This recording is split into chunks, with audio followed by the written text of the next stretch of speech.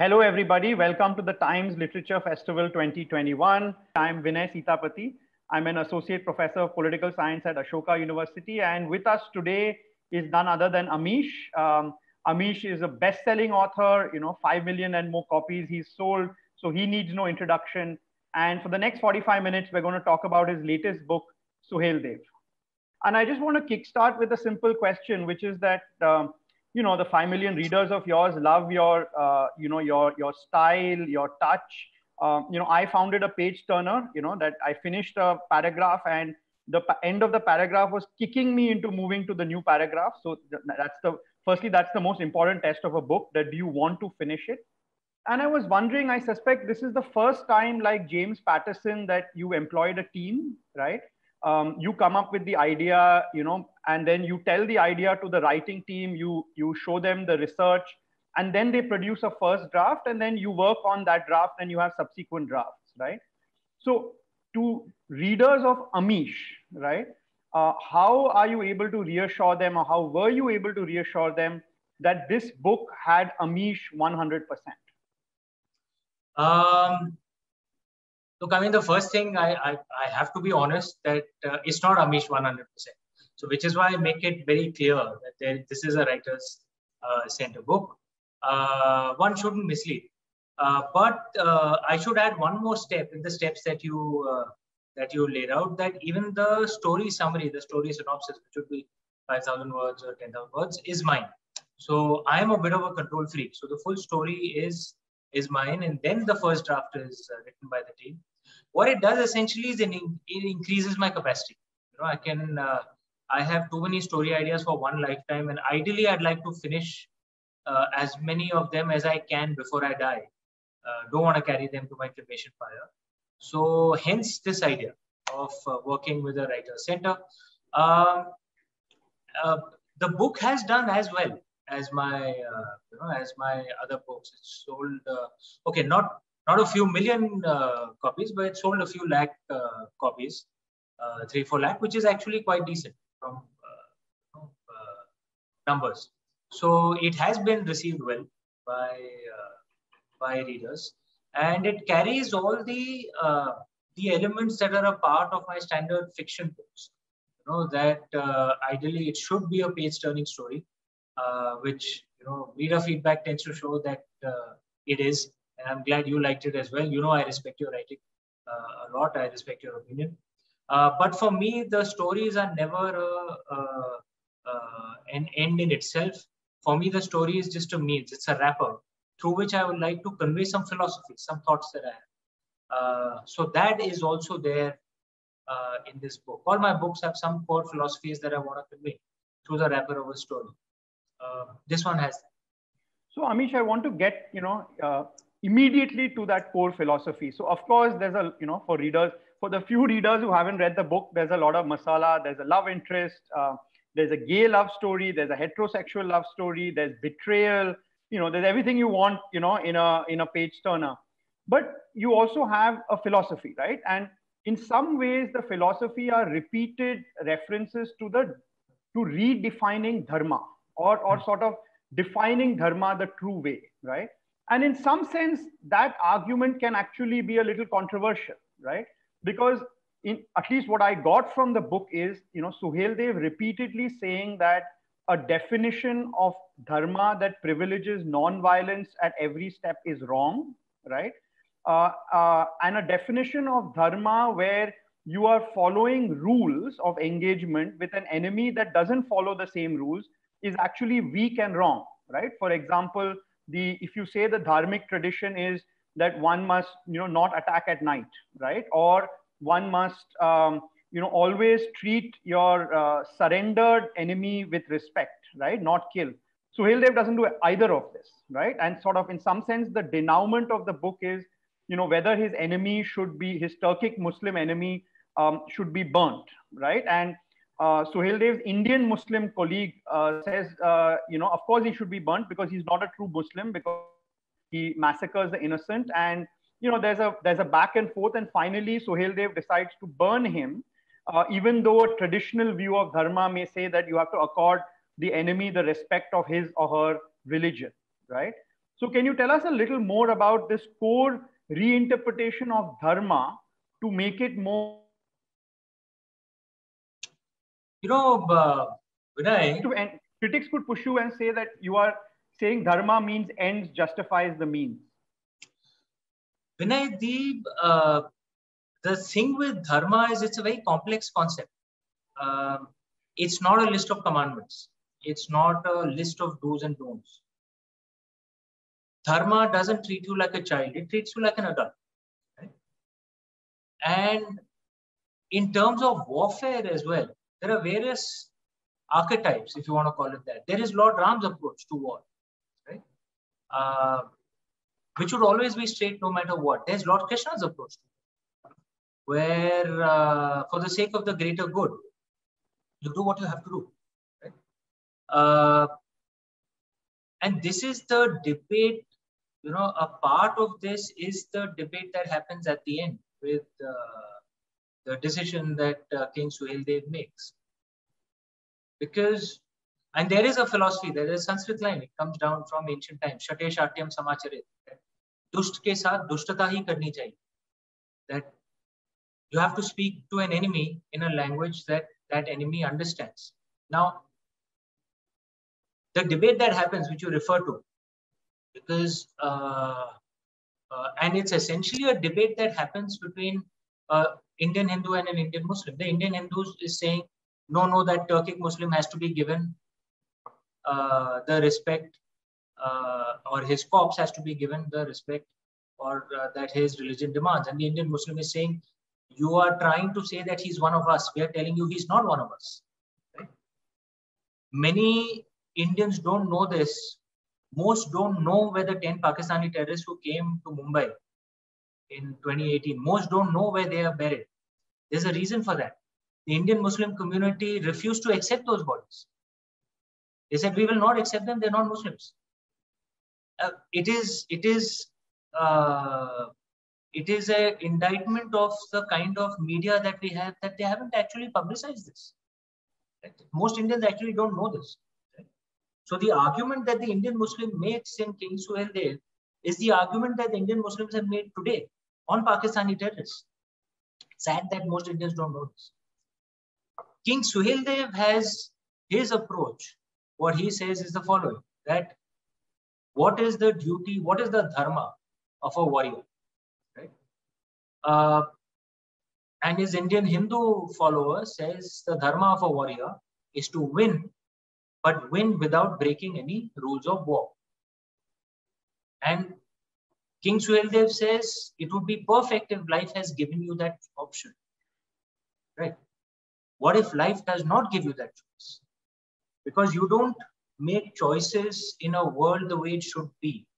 You make choices in a world the way it is. And what if the choices that life has given to you is that you have only two options? One option, follow the rules of war and lose. The other option, break the rules of war and win. Now,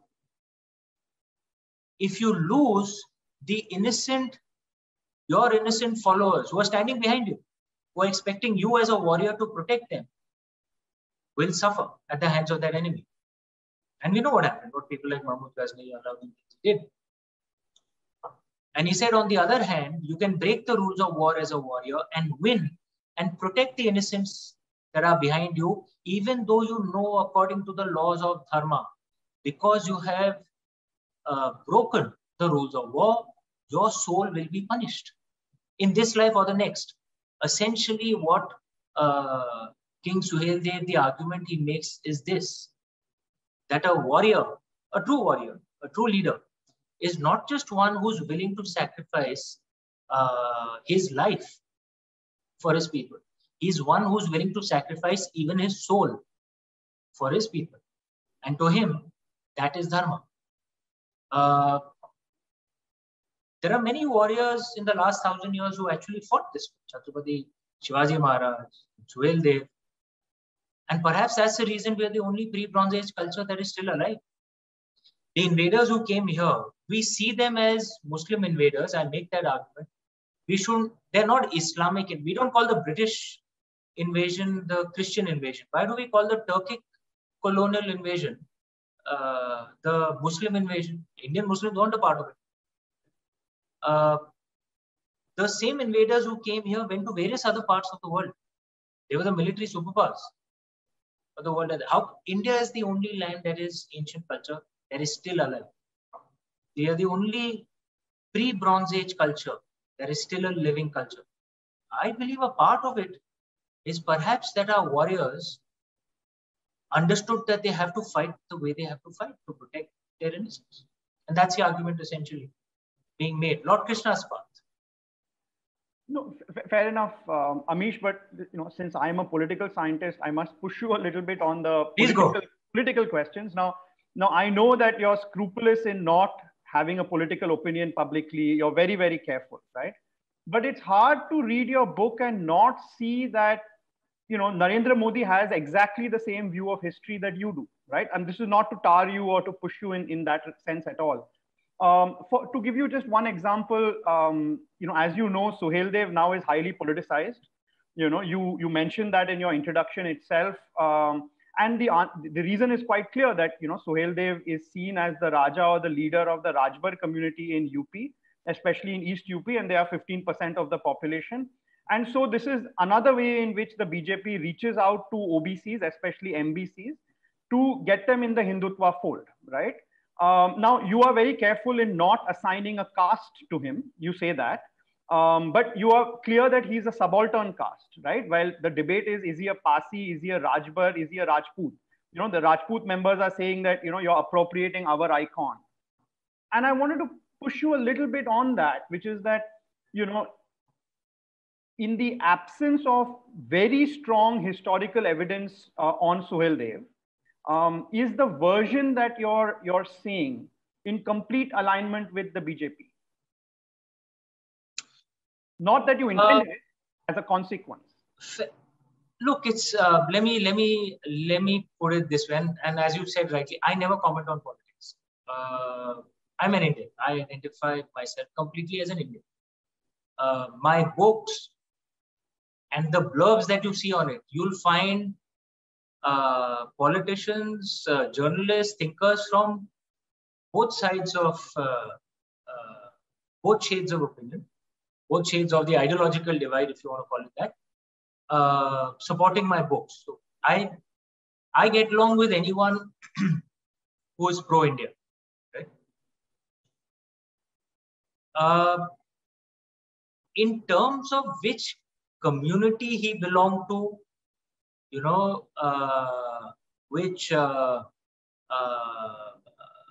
what were the actual facts of history at that point of time? I think it's best if that research is done by scholars rather than me. I'm a storyteller. There's a difference between scholars and public intellectuals. Public intellectuals don't do primary data research by themselves. Their job is to read the works of scholars who do primary data research and then translate that into easily understandable stories or articles. Right? That's our job. I wish scholars would study this. A thing that I would suggest though to scholars is we must expand our breadth of reading a lot more, not just go by texts created during British times. It is erroneous to say that Indians did not keep records or did not write. That is completely wrong, actually. There are 3 million Sanskrit manuscripts that survive till today, according to the national, and it's been tabulated by the National Mission of Manuscripts. That's more than the rest of the ancient world combined. And this is despite many manuscripts being burned to ashes in Nalanda, Takshashila, when they were all destroyed. Nalanda by Bhaktiar Khilji, Udayagiri, there are various universities that were destroyed. We lost a lot of manuscripts then, but even then there are 3 million that survive. So primary data is there. The second thing that I would suggest scholars should do is look at folk tales and folk traditions as well, as is happening in research on English history. I'm in London out here. the stories of the, or the narrative of the formation of England as a country. And you're well read, I'm sure you're aware. It's about King Alfred the Great, and then his son and his grandsons, the Anglo-Saxons, who essentially formed the concept of England. Right? A lot of the stories of King Alfred the Great and his son and grandson, and his daughter, his son, daughter, and then grandson, who essentially formed England, a lot of it is actually on folk traditions, right? On folk tales, on other means of research, not just writing, and that too writing of the conquerors. Say you wrote the story of the Anglo-Saxons based only on Norman texts or the conquerors from French. That would obviously be bigoted and biased. Right? So this is a suggestion perhaps for scholars to take up. Lastly, I would like to point out that there is a version of history that is taught to us, which I think injects poison into today's body politic. And I'll repeat what I said earlier, that if we don't call the British colonial rule the Christian invasion, why the hell do we call the Turkic colonial rule the Islamic invasion? Bollywood has added to the confusion. When they show British rulers, they'll show a Gora white-skinned guy speaking English. When they show the Turkic colonial rulers, they will show someone like a Ranveer Singh or Prithviraj Kapoor or a Hrithik Roshan, very clearly Indian, speaking Urdu. First, the Turks did not look Indian. They were Central Asian, they were from the steppe lands. To us, they would have looked Chinese. Secondly, they didn't speak Urdu. Urdu is our language, boss. They spoke Turkic or Persian. We wouldn't have understood anything of what they were saying. They were foreigners. Right? And this, in my mind, injects poison into today's body politic.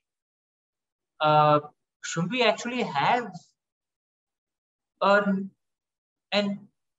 I would think perhaps a narrative based on facts to show that actually they were foreigners. Of course, they were horrible people, but they were foreigners. They have nothing to do with Indians or Indian Muslims. Amish, I want to take you back to the right in the beginning of the book, which is the sacking of Somnath by Muhammad of Ghazni. And you describe it in vivid and agonizing and brutal detail. Now, as you must definitely know, the Marxist historian Romila Thapar has written a book on Somnath, right? And to kind of summarize the argument, of course, it is a Marxist version. There's no running away from that. But her argument is that that she's not saying that the sacking of Somnath didn't happen, right? But she's saying that if you look at the historical sources, almost all the sources on the sacking of Somnath comes from the invaders, from the Turkic invaders, right? There's very little of it from Indian and Hindu sources, right? And she surmises from it that maybe the sacking of Somnath didn't have the same effect on the Hindu body politic that we imagine today, and that your book, begins with. How many times was Somnath temple rebuilt? Would you know? No. Historically, rebuilt after destructions. 17 times. Okay? It wasn't the only one that was attacked.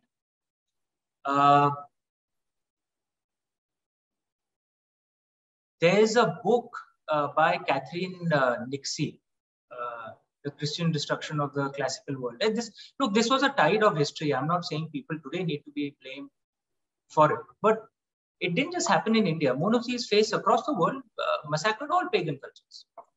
That's how they all disappeared. Majority of the world in ancient time was pagan. Most of the ancient pagans, the Greco-Roman, Pharaonic Egypt, Central Americans, Mesopotamians, all of them actually, the Celtic, I'm living in the UK, surrendered and gave up. Okay? I went to Parthenon Pantheon in Rome. It wasn't my religion. It was Greco-Roman religion. But even me, as an idol worshipper, I felt a sense of pain when I went there.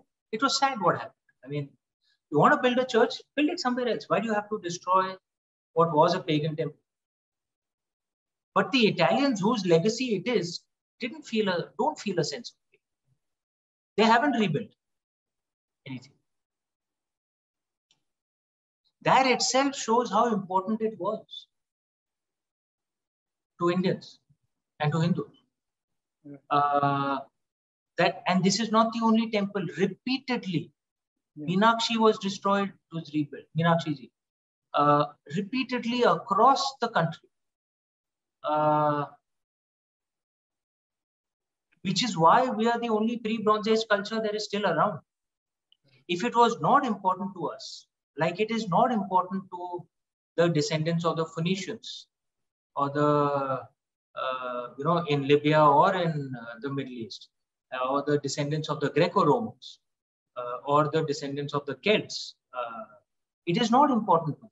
They've forgotten. Remember, a culture dies when its descendants forget. That's how culture dies. Most cultures across the world, the memories have been reset. Right? So even in Europe, which sees itself as a descendant of Greco-Roman culture, it's very conveniently only the philosophies and the sciences. Everything else has been airbrushed out. Aristotle, Plato, Socrates, they weren't Christians, right? And in the pagan way, for example, those who were goddess worshippers, it was a part of every part of their life. It wasn't just something where they went to a temple for. But all that has just been airbrushed out of their story. So it has been forgotten. This itself is proof of how important it is to the Hindu, Buddhist, Jain, Sikhs to survive. And I'll repeat once again, it has nothing to do with Indian Muslims or Indian Christians today. Just like it is grossly unfair for Israelis today to blame German Christians today for what the German Nazis did. That is wrong. Of course it's wrong. But you will still speak of it. But if the reaction is not, and if most of us, if the reaction, just because it is not immense rage today, doesn't mean that we don't feel the pain. Because we do, it is still alive. So Amish, I want to take off on that because, at one level, the book is definitely a revisionist account from at least the way traditional history in India has been taught, as you said. But at another level, it contains a lot of contemporary, progressive, even woke mores, right? Norms. For example, you describe in great detail and delicacy a gay relationship, right? In what is a very religious Hindu book, right? You don't see any contradiction. The other, very progressive element is on caste. Suhel Dev himself, you identify as a subaltern leader. You don't say, is he Pasi, is he Rajput, but you identify as a subaltern leader. And you chronicle how he is insulted by, many of the other kings. And practically that comes in the way of, creating Indian unity against the invader, right? And many other aspects. So I was very curious reading the book that you straddle this, ancient world and revisionist historical views with pretty progressive cultural mores. How do you manage that? Vinay, my honest view, and I mean this genuinely, I've said it repeatedly. The biggest misfortune of India and Indian liberals, or rather more specifically Indian liberals rather than India, is that many Indian liberals don't realize that our ancient culture is actually their biggest ally. Unfortunately, many Indian liberals are not as well read on ancient Indian texts and philosophies. They are more well read on European or Western texts. So I know it might sound like I'm doing something controversial by showing a gay relationship. I assure you, no, I'm not. Right? Because LGBTs actually had respect and equal rights in ancient times.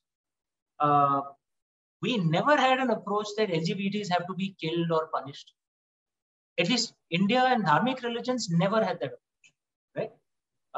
And I'm not just talking about the philosophical texts, which are obviously of a much higher, more liberal order, but even the Smritis, which are law books. You know, in the Indian way, laws are not the word of God. It's made by human beings, right? So they can be changed, but even the law books. And there are some Smritis which are very conservative. There are some Smritis which are very liberal. But even the conservative Smritis don't necessarily see those which may frown upon LGBT relations. They don't say that a gay couple has to be killed. No, there's nothing like that. The founder of the Chandravanshi clan, Lord Krishna, was a Chandravanshi, right? The lunar dynasty rulers. The founder was a transgender, Ila. She founded it as a woman. She became a man later, but she founded it as a woman. We were deeply liberal in those days, and I think for me it was, you know, one of the things that that I was told as a feedback is that even the relationship was not.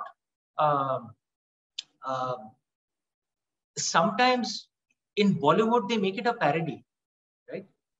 Gay relationships, which makes it like it's something wrong and bizarre, which, you know, but we have to kind of tolerate. In this book, it's been written as a completely, they are two warriors who just happen to be in love with each other. That's it. There's no parody in it. You know, it's not that one of them has to go like this or something like that. No, right? That's one aspect. Even on caste, if you see our ancient texts, King Harish Chandra, who was of the line of Lord Ram, so Suryavanshi, was a Kshatriya ruler, and then actually through a series of circumstances, he actually became a Chandal. He was working at a cremation ground. In Bhagavad Gita, Lord Krishna says very clearly, Chaturvanya Maya Shushtam Guna Karma Vibhagasha, that he created the 4 Varnas based on Guna and Karma. Guna is attributes, Karma is deeds. Birth is not mentioned anywhere. So I'd love to say I'm doing something new in this. No, I'm not. Actually, I'm repeating ancient liberal philosophies, which we have just forgotten. In the Indian way, you can be traditional and liberal at the same time. It's not a contradiction. It can be a contradiction, perhaps in the West, perhaps in many other parts of the world. But in the ancient Indian way, it's not a contradiction. You can be traditional and liberal at the same time. Well, I want to push you a little bit on, the fact that, that you're actually not doing something new, right? And here's, let me show you something that you're doing, which is new, and push you a little bit on that. Sure. Which is that, the sort of the love, there's a gay love relationship, and then the other kind of love spine of the book is between Suheldev and Toshani, right? Now, sort of in the middle of the book, they both clearly love each other, and Suheldev asks Toshani to marry him, right? And she refuses. And I'm just quoting you as why she refuses. There is a reason that most of the greatest leaders in Indian history have been single, almost like sannyasi, because then their followers believe that this leader is committed only to the people, right? This sounds pretty much like Narendra Modi, right? Like how, and someone as smart as you, Amish, right, definitely knew what you were doing when you put that sentence there. No, Vinay, this you're giving much more credit than is due. Listen, this is actually the Lord Ram approach and the Lord Krishna approach. Once again, Lord Krishna, remember, is Lord Ram is seen as a Maryada Purushottam. Lord Krishna is seen as Purushottam in terms of that he enjoys all the rasas of life as well. And there are two different approaches. Lord Ram, his father had 3 wives, right? If there was a break, tradition dictated he could have got another wife. Why didn't he? Right? And the thing in the Ramayana is that what Lord Ram is most famous for, which is Ram Rajya itself, is discussed very little. Much of it is actually the making of Lord Ram. The very word Ramayana itself means the travels of Ram. Right? Much of the philosophies of Ram Rajya you read in other texts. So I don't know if you've heard of this text called Yog Vashisht, which speaks of the philosophies, and Lord Ram is also described out there. And this concept of Raj Rishi, right? A king or queen, a leader who's saintly, right? Has been in India for millennia, right? It's not just Prime Minister Narendra Modi. You find so many other leaders, male or female. If they're single, there is a different aura they carry in a country like India. Whereas in the West, and I'm living in the UK now, or in the US, they want to see a president who has a wife, who has children, who has a dog even, right? Because they want to see that full, it's a term I've heard out here that they'll vote for someone who they can have beer with. It's a very strange concept to decide how to vote, but it's one of the things I see in the West. But in India, you see, it's not just Prime Minister Narendra Modi. Go through our list of leaders, the ones who've been exceptionally powerful, male or female. Have you noticed they're usually single? And I believe this comes from our obsession with Ram Rajya and us seeing how Lord Ram is, right? Because one of the debates that has always been there in India is the Dhritarashtra syndrome, Putra Moh, and Ram Rajya, right? The Dhritarashtra syndrome is you're willing to sacrifice your nation for your child, right? Whereas the Ram Rajya's archetype is you're willing to sacrifice your family for your nation, right? It may be unfair to the family on this side, but it's very good for the nation. Right? On the other side, in the Indian way, there's no judgment. On the other side, very good father, very good mother, not so good for the nation, right? There's no judgment in the Indian way. So this is not about Prime Minister Narendra Modi. This is actually about what Indian culture is, and smart politicians often, I think, get this. And I'm saying once again, make a list. Even in the last 70 years, think of the most powerful leaders, prime ministers or chief ministers, either widows, widowers, or singles, right? And I think that deep connect is, we see a bit of the Lord Ram archetype. I'm not saying that they are like Lord Ram, but the Lord Ram archetype. Thanks, Amish. I want to now move out of politics. I think the viewer has now had a dose of politics, and a little more about you and your writing style. Growing up, Amish, I've always been fascinated that you straddle these two different worlds. At one end, there's the world of Banaras, of Sanskrit, which is your family background. The other level, I think you went to a South Bombay School Cathedral, you went to Xavier's, you went to IIM Calcutta, you worked in finance. So in some sense, the old India and the new India, right? And in many ways, your book has been so popular because you are able to kind of traverse both those worlds easily, right? But has that at times given you conflict? I know you've said here that the liberal and the traditional in India are not are sort of idea-wise they're not in clash. But personally, has that created conflict within you? But the very nature of life is that there'll be conflict, right? The only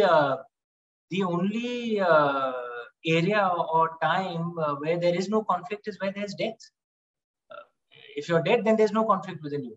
So the point is not about conflict. The point is actually how you resolve those conflicts, right? And many things come instinctively. Like I just noticed that when I'm speaking in Hindi, I'll just say Ganga Ji. It just comes instinctively, right? But when what language do you think in?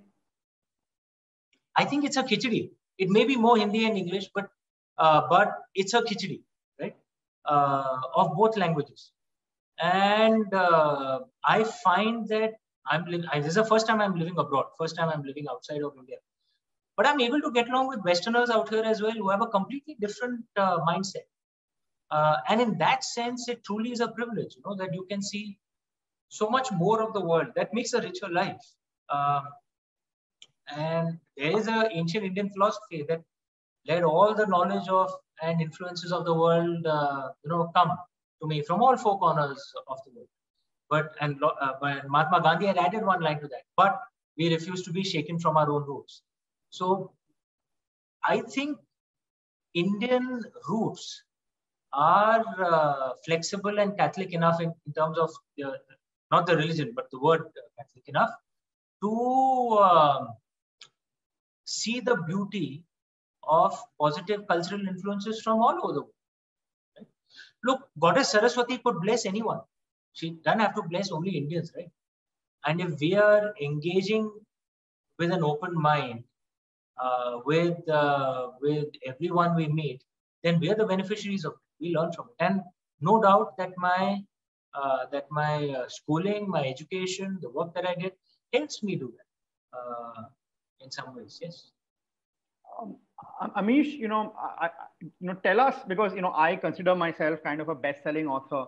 But when I look at my numbers and I look at your numbers, then immediately I come to the ground. Again, you're a smart guy. You must ask yourself, why do people sort of like your books, right? Yes, you traverse the old and the new, but in your introduction, you say that Lord Shiva has given you the gift of storytelling, right? But what is that? Like what, growing up, were you the person who told all the anecdotes in the family? Like tell us what this gift is for someone else, including humble me, wants to sell the kind of books you sell. Like, is it inborn? Is it a trait that you nurtured? Is it something you learned from friends? This ability that, every time you write a page, the reader wants to go to the next page. Firstly, you're being too kind. I'm a big fan of your writing. I love Jugalbandi.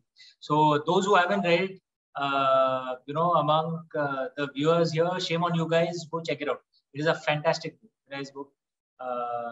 It traverses the growth of the BJP and the nationalism through the relationship between Prime Ministers Vajpayee and Deputy Prime Minister Advani. Coming back, I think storytelling, I have to be honest, I never showed any traits of being creative when I was young. I was always a voracious reader. I read a lot. I still read. I read at least 5-6 books per month on average. I read scientific papers. I read, my mother had told me that and she said it wasn't a joke. It had actually happened that we'd gone to buy moongfali and they'd given it on wrapped in that paper. And I was eating and I started reading what was written on the paper. She was like, "You are obsessed by reading from a very young age." So I was always a voracious reader. But I never thought I would be creative. The only kind of creative thing I did was I used to sing for my band at IIM Calcutta. I was the lead singer of the band. But that is it. I never wrote any music. And in social gatherings, were you the one called on to tell stories? Because you have that gift clearly in your books. No, in fact, actually, I was, I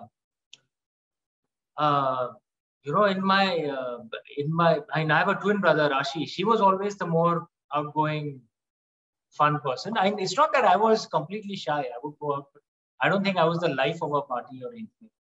And even in my marriage, with my ex-wife Preeti, she was the more outgoing, talkative one. Which is why what I wrote in my book at the beginning of Suheldev, and what I've said often in interviews, I genuinely believe it. It is a blessing. I don't understand where it comes from. And the first piece of fiction I ever wrote in my life was Immortals of Meluha, which was a 400-page book. I wrote no short stories, nothing before that. So most school, college friends, who know me from before, many of them have actually asked, "Sach pata actually kisne likha hai?" Because I genuinely showed no traits of even in my education. I was a completely left-wing guy. I had BSc Mathematics, MBA from IIM Calcutta, as left brain, not left-wing, left brain as they come. I genuinely believe this is a blessing. Having said that, I also believe that receiving the blessing of storytelling is perhaps the biggest privilege that you can have. Right? Because what happens if you're a storyteller? Others give you something that is the most valuable, which is not money actually. Money is not the most valuable. It is their time, their attention. Right? They give that only to a storyteller. Right? And if you're a storyteller, then through the medium of your stories, you can get your philosophies and thoughts across. What a fantastic privilege is that. And therefore, I always believe that if you have been blessed with a good storytelling skill, it's there for a reason. And which means then the philosophies that you convey should be philosophies that aid the cause of greater good, for the want of a better term, today. If you have the power of storytelling, don't use that to preach hatred. Right? Don't preach dogmatism, for the want of a better word. If someone is, I'm never a believer in turning the other cheek. The first blow should never be mine, but if someone hits me, I will hit back. Right? I'm not going to turn the other cheek because the guy will hit me again. Right? That's the way the world works. So the first blow should never be ours, but we must hit back. So those philosophies should come across. But as far as possible, if you can aid the cause of unity, you can aid the cause of liberalism, if you can aid the cause of dharma, you should use that if you've been given the privilege of good storytelling skills. It's a blessing. I genuinely believe it's a blessing. Well, thanks, Amish. We're almost out of time, so I'm going to ask you the last question that readers of yours always want to know, which is what next. Now, at the end of this book, you tantalizingly, you have this description of the Chola king as the most powerful man in the world, and you allude to the fact that the Cholas had schemed to murder Muhammad of Ghazni to take revenge on the sacking of Somnath. And you mentioned that an author will write about it. The author is obviously you. Is that your next book? What else are you planning to write? Because your readers will be waiting. So yes, that is certainly on my mind. The next book, however, is going to be the fourth book of the Ramchandra series, War of Lanka, which is a bit delayed. My apologies to all of my viewers and readers. I have apologized multiple times on this. Various personal issues have delayed me. But it will be out by early next year, it's called the War of Lanka. That's a fourth book of the Ramchandra series. That will be till the death of Ravan, from the kidnapping of Bodhisida till the death of Ravan. But I do intend, besides my core book series, Shiva Trilogy, Ramchandra series, I do intend to write books called the Indic Chronicles on ignored heroes who we need to learn about,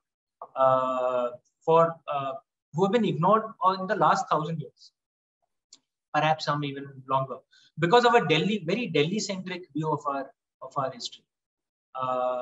Like Rajen Chola, he's reduced to just a few lines in our national history books, which, if you ask me, is a scandal.